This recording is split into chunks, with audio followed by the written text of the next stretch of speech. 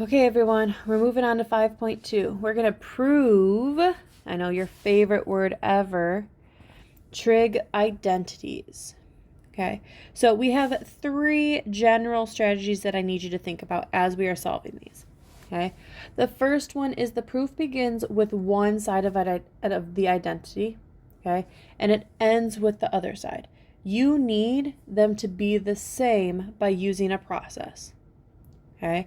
At some point, it needs to be the exact same thing equals the exact same thing.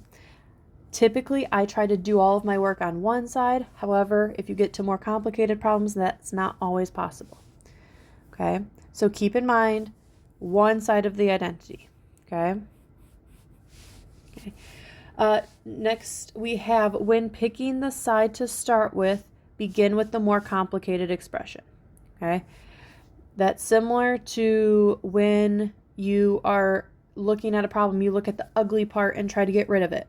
Okay, that's the same idea here. Okay, so begin with the more complicated expression.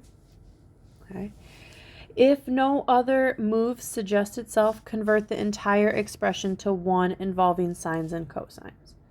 Okay, so don't let certain things confuse you. Try to work with sines and cosines so that you can see like tangent and cotangent, secant and cosecant a little bit more clearly because they're all the same. Okay. And then number 3, combine fractions by combining them over a common denominator. This is a part that you guys kind of struggle with when we're working with fractions. Okay, remember, if there's any addition or subtraction with fractions, you have to have a common denominator. Okay. And then our third general strategy, use the algebraic identities.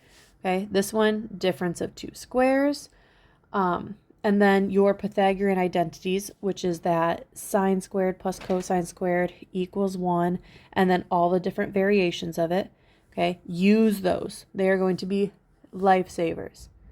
Okay, and then always be mindful of what you are trying to get. Okay, anything that you can do that's going to bring you a little bit closer is going to help you. Okay, just like we did on the first day of 5.1, some of you are going to see it right away. Some of you are going to do triple the amount of steps. You can still get there even if your work doesn't look the same. Just make sure you're using your algebraic skills to do the correct steps.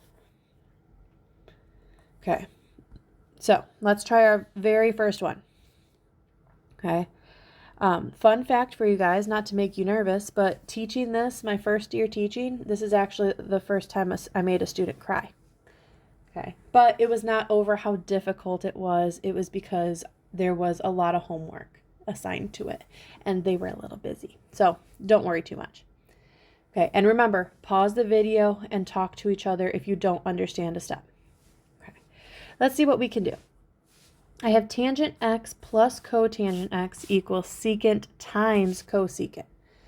Okay, so let's see what we can do. What side's more complicated? I don't like this addition side, so that's why I'm thinking let's play with that side. Okay, so thinking about my step of getting sines and cosines, this would be a lot easier for me to recognize a secant and a cosecant if I had sines and cosines. So that's the first step I'm going to do on this left side. Tangent would be sine of x over cosine x. I'm going to keep that plus. Cotangent, oops, I almost messed it up already. Cotangent would be cosine x over sine x. Okay. I see that addition of fractions, so that makes me think I want to try to get a common denominator. So I'm going to multiply this side by, what am I going to multiply this by? To get a common denominator. I have cosine, I need a sine. And in order for me to multiply this side by sine, I need to make it a value of 1. So it's sine x over sine x, which means on this side, we're going to do cosine x over cosine x.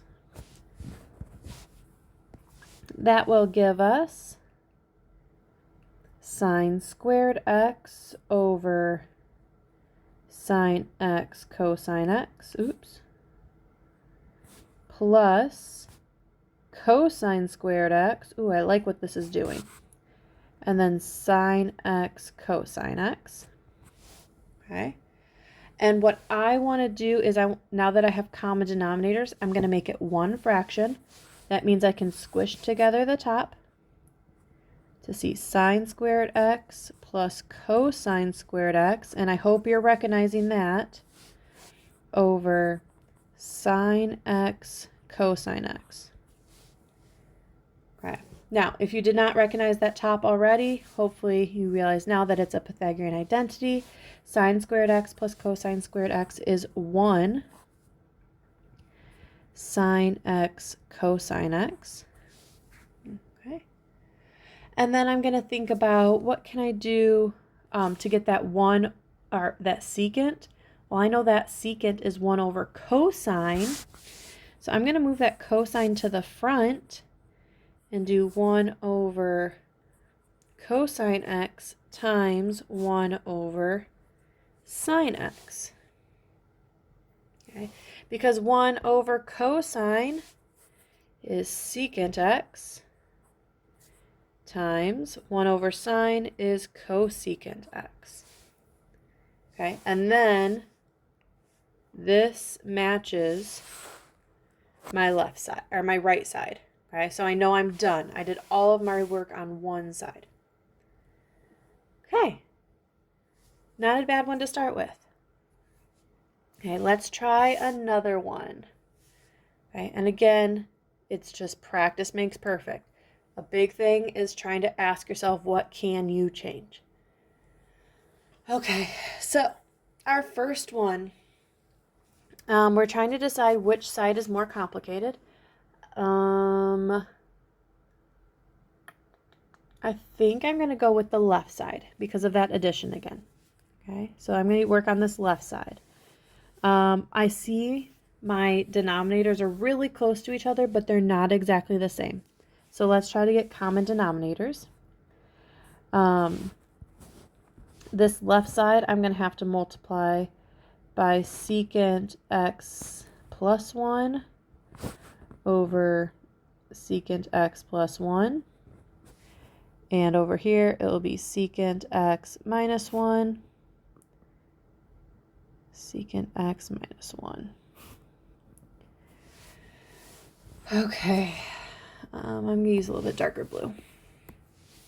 Okay, on the top, that gives us secant x plus 1, because that's just multiplied by 1, over secant x plus 1 and secant x minus 1 plus secant x minus 1 over secant x plus 1 times secant x minus 1. Okay. At this point, I have common denominators, so I'm going to squish together the top, or add together the top, and use that denominator once. So we have secant x plus 1 plus secant x minus 1. I see right now that those ones are going to cross off. And on the bottom, I have, actually, I see a difference of squares on the bottom because I have the same thing. I have a plus and a minus of the same thing. So I'm going to rewrite this as secant squared x minus 1. Okay, let's see. We're still trying to get a 2. Oh, I see the 2. Okay, secant x plus secant x is 2 secant x over secant squared x minus 1. And I'm pretty sure that's a Pythagorean identity. Okay, but I need to go double check my notes. Okay, I did double check this secant squared x minus 1 in our notes. That one was, I believe it was 1 plus cotangent squared x equals, nope, not cotangent. I lied. It would be tangent squared x equals secant squared x. Okay, so if I subtracted that 1 over, that would give us this tangent squared x. Okay, I like that. So now I have 2 secant x over tangent squared x. Okay, hopefully we're getting a little bit closer. Okay. Let's see. My next step is going to be, I think I'm going to try to get rid of, because I don't have a secant. I have a tangent, but that should be easier to change later. Actually, I don't have a tangent either. What if we changed both the secant and the tangent? So we could change this to 2 times 1 over cosine x. And the tangent would be, which one goes on top? Sine. Sine x over cosine x. Okay, and you guys know I don't like dividing by a fraction, so I'm going to multiply by this reciprocal instead of that, which would give me 2 times, oh, look at that. My cosines will cross off. 2 times 1 over sine x. I did something wrong, didn't I? I see what I did. This was not, okay. We're not wrong. Okay, however, I did miss a step. Okay, so this was cosine x, and down here, since it was squared, that's what I forgot. So it was sine squared x over cosine squared x.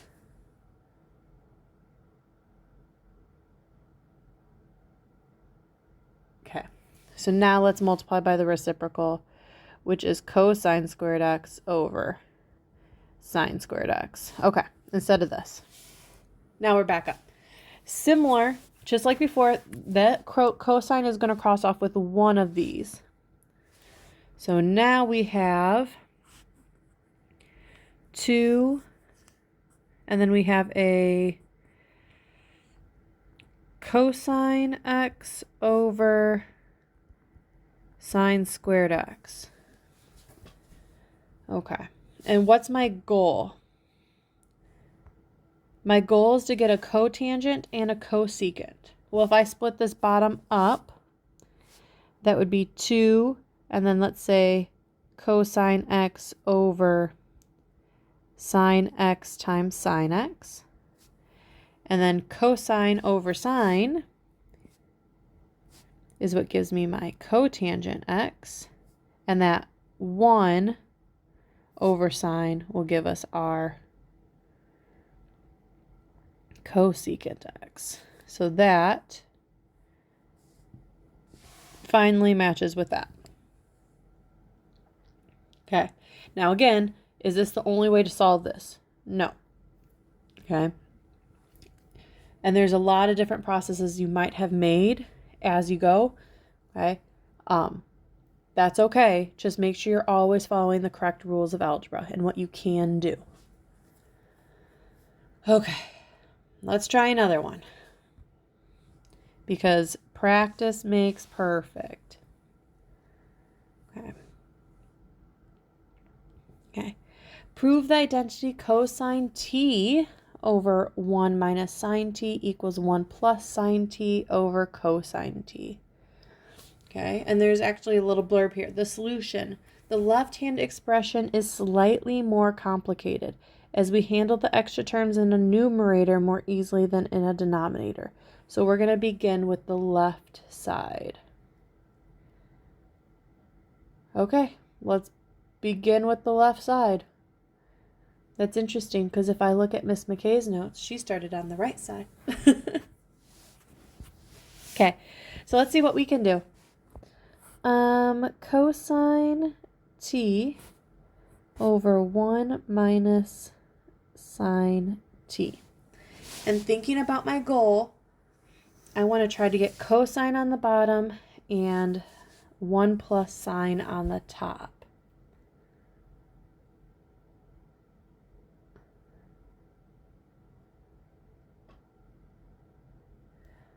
I wonder if we can multiply this so that I can get a sine squared.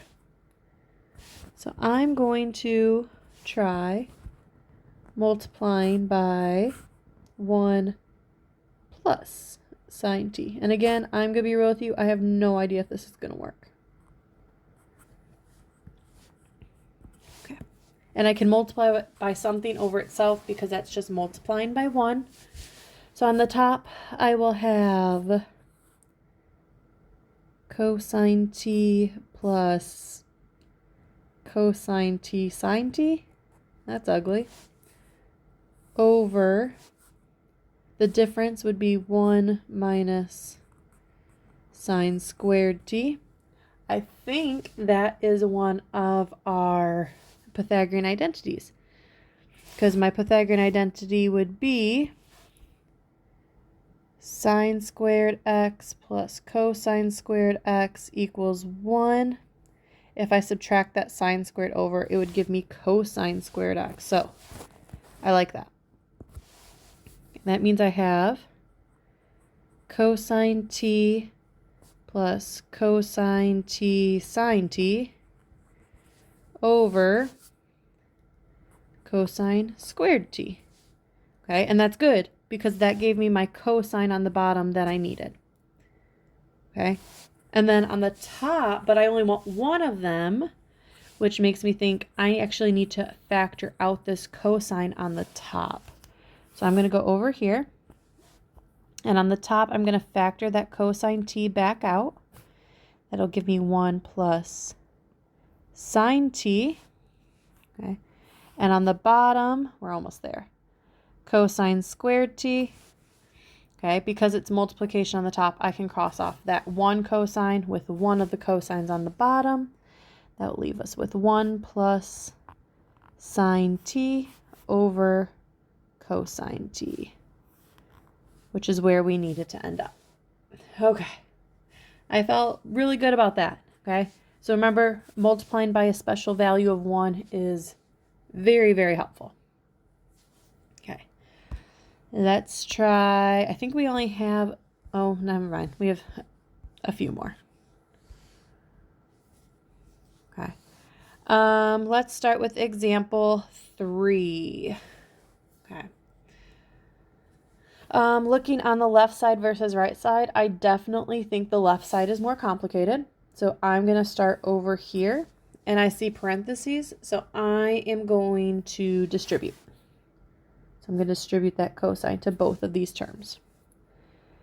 Okay, so cosine x tangent x plus cosine x sine x cotangent x.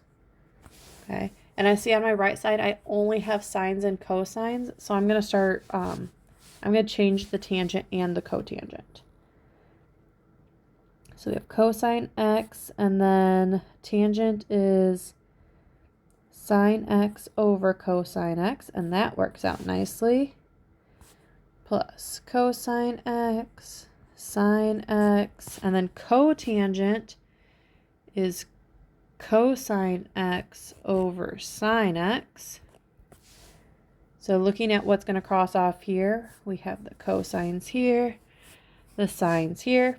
So we have my sine x plus I have 2 cosines, which would give me cosine squared x. That's exactly what I wanted. Yay! Okay, that one was much shorter. Hopefully that felt a little bit better. Let's try this 29. I guess what side looks more complicated? I'm going to do the left side because of the subtraction. My first step, I think, is I'm going to try to change this.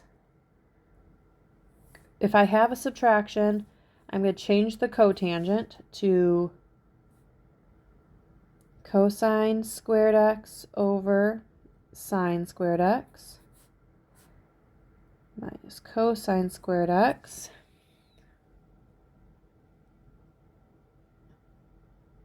Oh, and if this is over 1, let's get common denominators. So I need to multiply this side by sine squared x over sine squared x. Okay, I think this is a good start. So we're going to do cosine squared x over sine squared x. I did not have to change that one. Minus cosine squared x sine squared x over sine squared x, which means I have common denominator, so I'm going to write this as one fraction. Cosine squared x minus cosine squared x sine squared x over sine squared x. Okay. And remember, I can't subtract that cosine minus cosine, but because that second cosine is attached to the sine. But I could factor out a cosine. So I'm going to try that. I'm going to move over here so I have a little bit more room. So we're going to do cosine, and I'm going to factor out my cosine squared x to get 1 minus sine squared x over sine squared x. Okay.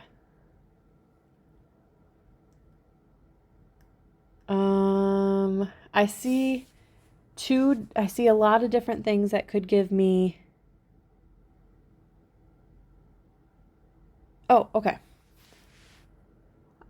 I see cosine over sine, which would give me my cotangent. So I'm going to keep that as my cotangent squared x. And then I'm going to keep my 1 minus sine squared x. And then I see this, and I know cosine squared x plus sine squared x equals 1. If I subtracted that sine squared x over, it would give me cosine. So I have cotangent squared x times cosine squared x, and that's almost exactly what I wanted. Since multiplication can be flipped back and forth, I'm going to put cosine squared x, cotangent squared x. And that matches my answer. Whew, I was a little nervous for that one, but we got it. Okay.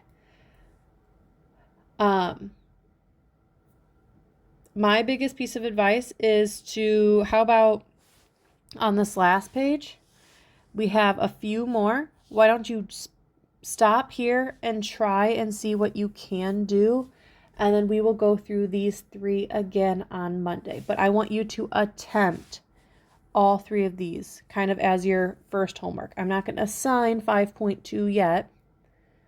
Okay, so this is kind of your homework for tonight. Monday, we can go through these together and go over any big questions, and then I'll assign your homework then, that actual Pearson homework then.